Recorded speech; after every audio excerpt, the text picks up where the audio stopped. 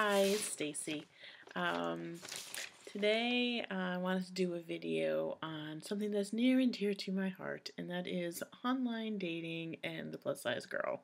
Um, it actually is not just for online dating. I guess it's mostly dating in general, and doesn't necessarily need to go with plus size, because a lot of it is geared towards just everyone in general, and I guess it really doesn't even go just for women. Men could listen to this too, because it goes for men too. So men, don't you click off this video, because this pertains to you too. Um, so I guess it's just dating. I guess that's all that it really is about. But no, mostly it does. It pertains to women, mostly plus size, in the dating world. But again, it does go for men also. But because I'm a woman, I'm kind of looking at it from a woman's point of view. So anyway, these are my advice, and I'll tell you, I am in no way, shape, or form an expert on online dating, because I'm 44 years old and I'm single, so obviously I haven't mastered it yet. But that doesn't mean I'm a failure. No, it just means that I haven't found the right person yet. And you'll realize that even if you have dates that are not successful, or I wouldn't even say not successful, or dates that didn't turn into anything, that doesn't mean you're a failure. It just means that wasn't the right person for you, and congratulations to you for actually realizing that. So there's nothing wrong with dating around, and not every date's going to work out, and it doesn't mean that that person was an awful person. It just means that it didn't work out. You weren't compatible, and that's fine. But these are some rules, guidelines that I've come across, whether through my personal experience or through, checking out online and on YouTube different videos to find out what works and doesn't work. And I hope you enjoy it. I'm going to try and keep it as short as possible. I tend to be a little wordy, so I've been told, but I hope that hope it's not too long, and I hope I don't bore you. So let's get started. Okay. So first off is confidence. Ladies and gentlemen, you deserve to be loved and respected. You deserve it. So act like it, because it's true. So have confidence in yourself and confidence in who you are, and that you have every right to find your Mr. or Mrs. Right. You do. You do. So, yeah, confidence is a big, big thing. And I'm going to be honest, even if you don't have the confidence, act like you do. Because if you don't act like someone who deserves to be loved and respected, you're not going to get it. If you don't believe it, nobody else will. So really, you deserve it. You deserve to be loved. When you go out on a date with somebody, it's not them doing you a favor. Don't act like they're doing you a favor. Be appreciative. It's important to be appreciative, because, that person is spending their time of their day, of their life, to be with you and spend this time with you, and appreciate that. But it's not a favor. You're there for each other. It's a two-way street. So don't always act like, oh, it's such a big favor for them to be going out with you. Hey, it's their privilege to be spending time with you. So have that confidence in there, and if you're not totally there with the confidence yet, act like you are. They'll never know. Just do it. Next is, when going on a date and meeting someone, be on time. It is so important to that first impression. And, if you're a half hour late, that's not going to be a good first impression. It's going to give the impression that it wasn't really that important to you. I understand things happen and you may be running late. Text, call, boom. You're going to be a few minutes late, and give a time that you expect to be there, so that, the person isn't there waiting and wondering, and it's just not, it's not nice. Common courtesy. Gonna be late, let someone know, and do every everything in your power to be on time. It's just common courtesy. Um, Ladies and gentlemen, do not fall for scams. By this, I mean, there's people out there, there's different types of scams, whether it's for money, whether it's for attention, whether it's just to plain hurt you or to get you to do things that maybe you shouldn't be doing. Don't fall for them. If there's the biggest sign of a person who's trying to scam you is if it's too much too soon. You know, you talk to somebody a few times and all of a sudden they're, I love you, or you are like no other woman I've ever met. You are the best thing in the world. Yeah, I know I'm good. I know I'm special, but you don't know it yet. You don't know it that quickly. I'm sorry, but when something's too good to be true, it's too good to be true. Plain and simple.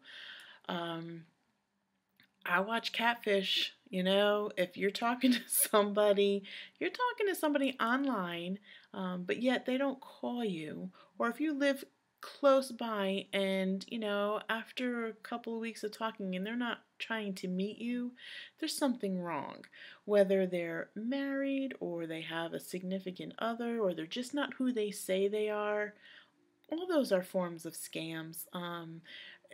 All of a sudden they have a sick grandmother and they need to fly somewhere and they don't have the money, and no, that doesn't fly well with me.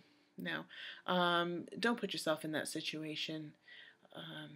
Use your head, use your instincts. You know, just don't let yourself be scammed.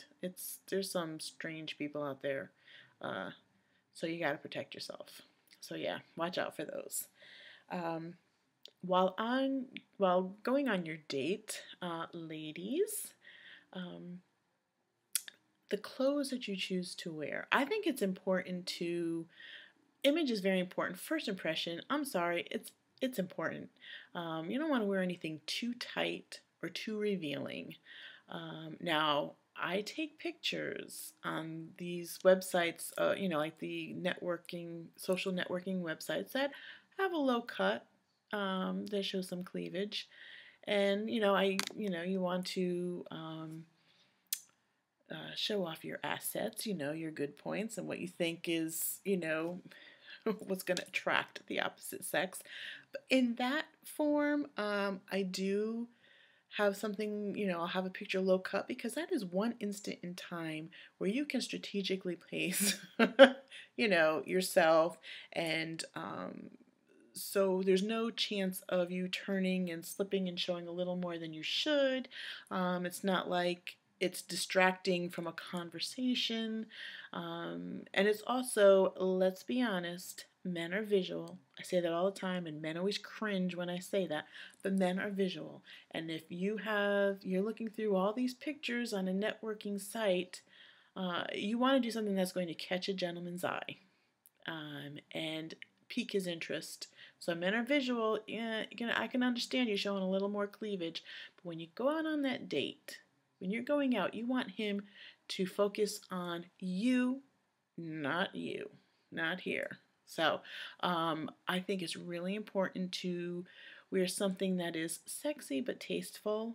I'm not saying you don't show any cleavage, but leave a little bit to the imagination. And the same thing, you don't want to go as if you're going on a job interview or anything like that, or to a baseball game. Something sexy but tasteful, I think, is the way to go. You know, too tight, not attractive. Too low cut, too distracting. But you know, I think you know what I'm talking about, right? You're smart. I think you know. Yeah. So plan that out. Not too, you know, not too tight, but pretty. You know, make yourself look nice. On the same line along that is your makeup. Not too heavy makeup, my suggestion would be, because you're going to be there for a few hours. You know, you don't want the raccoon eyes to be going. You don't want the lipstick to all be smearing all over the place. You're going to be drinking, eating, and you know, it's just not very attractive when, you know, your lipstick smears and you start to look like Ronald McDonald or something like that. Nothing against Ronald McDonald, but I just think that most men, you know, don't want to date Ronald McDonald, right? I don't think so. So yeah, I would just say, and I did read something. I don't know if it was either something I read or a video that I saw where they did a survey of men who were shown 3 pictures of a pretty woman. And the first one, she had like no makeup on. The second one, she had, like natural makeup. And then the third one, all glammed out and all that. And they would ask the men, which they would prefer to go on a first date with. Most of them picked the middle of the road, the middle picture. So I thought that was pretty interesting, because you always think of man wants a woman to be all glammed out. But I think that's their fantasy. But in reality, and who they meet and who they want to date is more the natural middle of the road. Now, there's always exceptions to the rule. There's different types of people, but I'm just going for a general rule here. The next point I'd like to make is women, especially bigger women, don't pig out at dinner. I know it's a double standard, because the skinny woman could be eating, and it's cute, it's fun. It's like, oh man, look, she could really pack it in. Where does she keep it? Where does she put it? But with a plus size woman, they know where you put it. There's no mystery there. So I think it loses a little bit of its attraction there. So I think that, safe to say, with a bigger woman, I think that you should keep it lighter. Don't pig out. I think there are some men that it wouldn't bother at all, and I'm sure that there's a lot of men it won't bother even on a first date, that was like, won't bother them at all. Some men may even like it, I don't know, but for general rule, I would always say, don't out-eat the man. Bottom line. Okay. The next one is a very important one, and that is, don't get drunk. Don't get sloshed. Don't. I don't really drink that much. It's not really an issue, but so a lot of times I won't even have a drink at all. But a lot of times you might need something to calm your nerves, whatever. But don't get drunk. And there's a few serious reasons on why not to. First of all, if this is a first date, you probably met there at the restaurant or wherever, the bar, wherever you are. You probably met there, so you took separate cars, so you're driving. Don't drink and drive. If you're a little bit nervous, you might be drinking more than you think, and plus, eating lighter, you may not, you may not be able to hold your liquor as much. So, really, be safe. Don't drink and drive. So yeah, keep the drinks to a minimum. Also, it's never pretty to see a sloppy drunk woman, or man. This goes for the men too, the drunk driving and the sloppy drunks. Neither one is very attractive. And also, when you're drinking, you don't always have all your wits about you, and you may not make the best decisions. So you may get caught in a situation where you end up doing something that you wouldn't normally do. And you really don't want to put yourself in that situation. I think you know kind of what I'm talking about. Not to say that every man or woman would take advantage of somebody who has had too much to drink, but don't even put yourself in that situation to allow that to happen. It's just, it's totally avoidable. So just avoid it. I would just not, don't get drunk. Limit your alcohol on there. Topics of conversation. I'll start with the ones that I think are probably not the best topics of conversation. The first one would be exes. You may get into a little bit of a conversation about them. I mean, sometimes if they're, he may bring it up or she may bring it up, the exes, but try and keep it.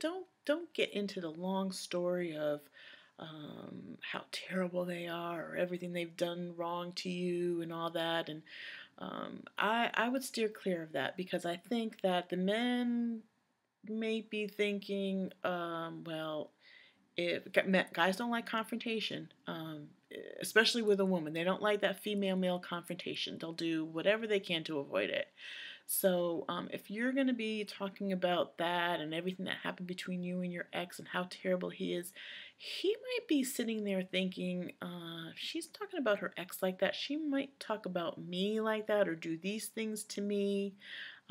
If things, if we start to date and things don't work out. So I would always steer clear of that, especially, keep it very light, keep it very non-confrontational, as far as conversations about the ex. If you even go there, it's probably wise to not even go there.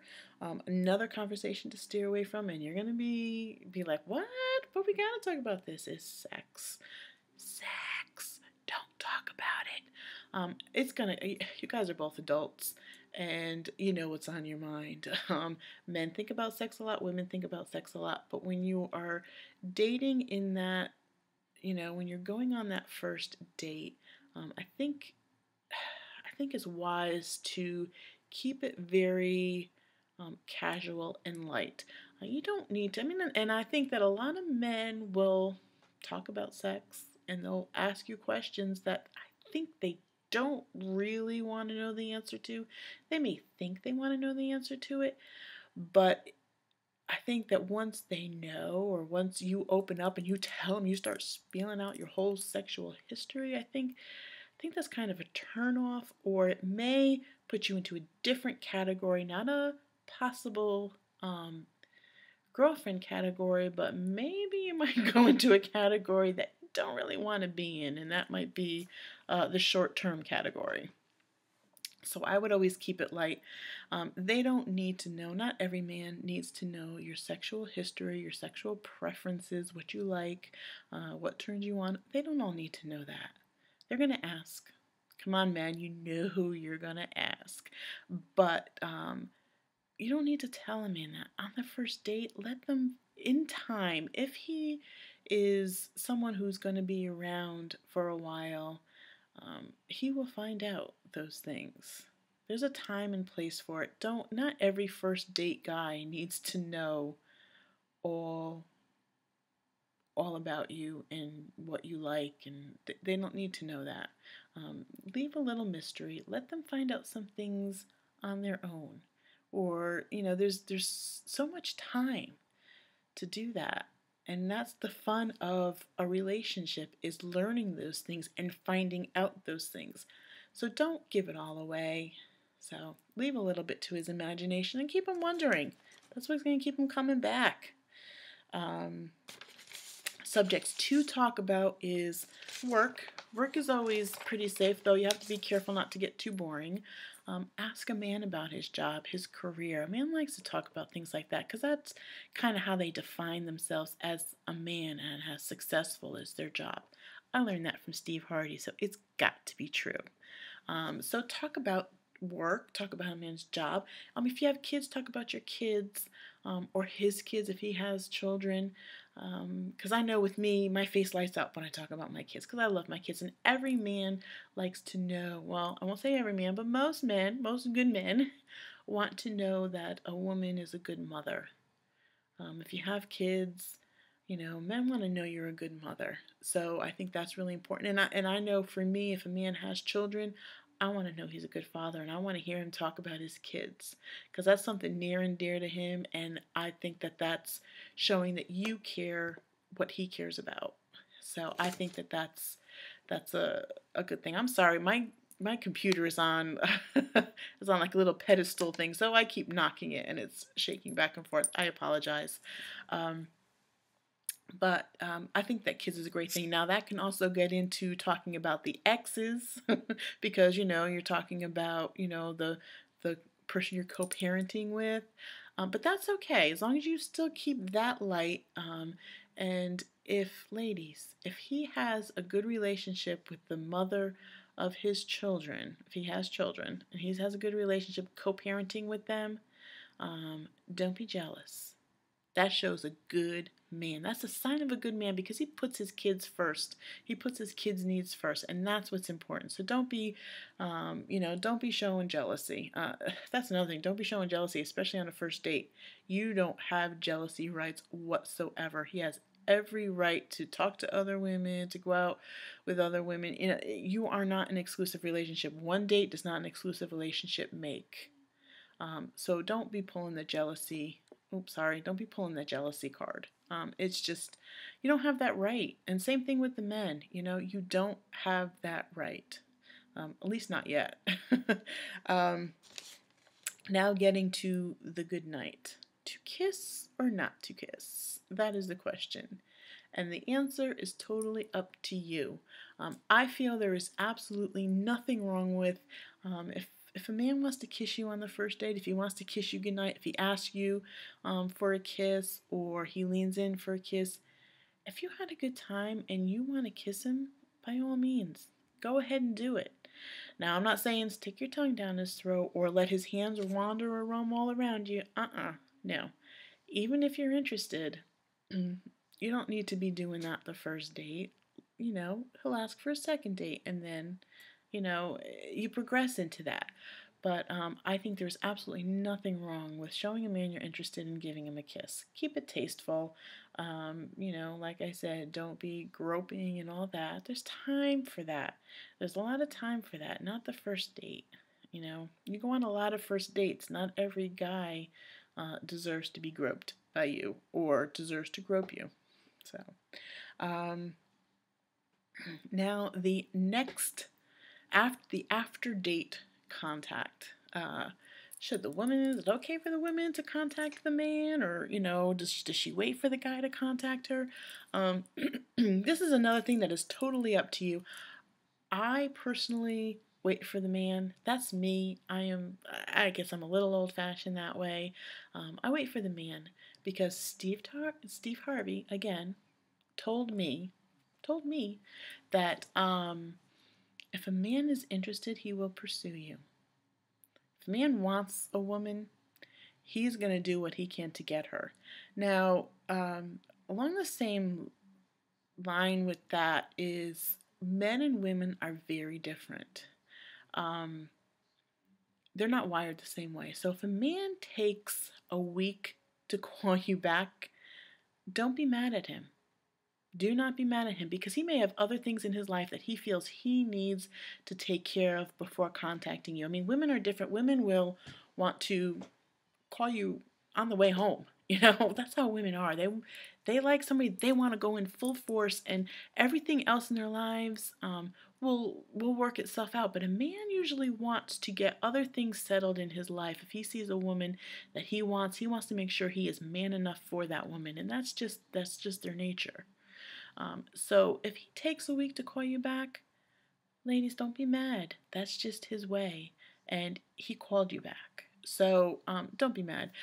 And the same thing as if, you know, do you contact him? If you really want to just drop him a line and say, you know, I just want to let you know I had a good time and, you know, thank you. That there's nothing wrong with that. I wouldn't do it, but I don't really think there's anything wrong with that. But I wouldn't really go after and call him, or, you know, I wouldn't put added pressure. I wouldn't put added pressure there. If he wants to pursue you, it's in a man's nature, I think, to pursue you. If he wants you, he may take his time. Men and women are different, and this is probably my last point that I want to make is men and women. I have learned in my 44 years that they're very different. I've learned it from watching my parents, and they've been married for, you know, 53 years, and they're still different. They're still married, they're still happy, they're still different. They handle things differently. So men and women are different. Don't fight it. Do not fight it. Men are never going to understand women totally. Women are not going to understand men. And I can't talk for men, but I can talk for as a woman. You know, I'm never going to understand a man, but you know what? All I need to understand is that they are different, and I embrace that. I accept it and embrace it. They're different, and some of the things that may aggravate me about a man is part of what makes me like a man also. You know, they don't like conflict, so sometimes when you want to talk about something, they don't want to talk about it. Well, that's a man. They don't want those little petty little things. They don't care about that crap, you know? So just accept it. You have girlfriends for stuff like that, so just accept it. Accept the differences and embrace them. So that was my little spiel about dating and relationships. So like I said, I am no expert, but I've lived quite a while in the dating world, so I've seen a lot and I've read a lot, and I've read some books, by men and women, so I kind of try and get the man's point of view.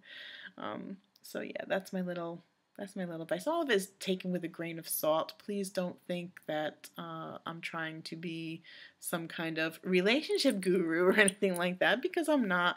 It's kind of funny, with a grain of salt and just my own advice. And please, if you have any comments or anything, let me know. Comment below. You agree, disagree, found the same things, found different things. Please let me know. Comment below. Message me. However, text me. I got in trouble for saying text me. But yeah, just comment and subscribe. If you haven't subscribed, subscribe. I know this video ran over than what I wanted to, so congratulations if you're still listening. More power to you. I really appreciate that. So you take care, and thanks for listening. Thanks for stopping by. You have a great day. Bye.